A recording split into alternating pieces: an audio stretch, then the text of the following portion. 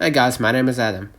Looking to streamline your tasks? Let me show you how to create custom workflows with Gemini 2.0. So go ahead to your browser or app on your phone, right? And navigate basically to the Ask Gemini and tap Create Workflow, right? And then next, define your workflow steps. Add tasks like, let's say, organizing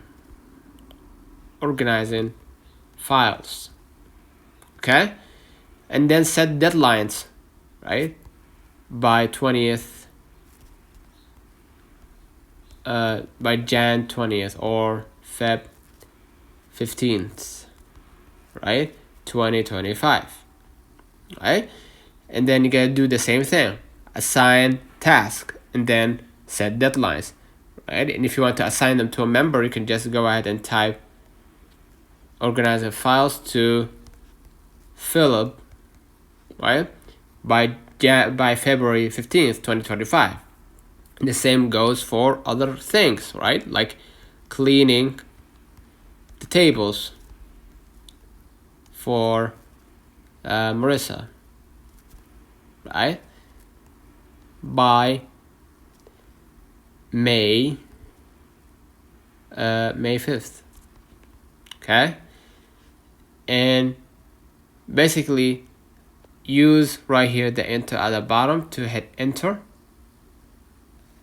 And as you can see, you can copy this workflow, right? You can copy this script code or code snippet right here, and each task has a defined start and end, making the workflow easier to follow, right? And the workflows are triggered by whether current date is before the deadline, February 15th, 2025, or in May 5th, right? And the steps are more concrete, like gather all files or organize files by type or physically clean the tables. The workflows include steps to confirm completion, Philip's confirmation, Marissa's inspection. This ensures accountability and quality control, right?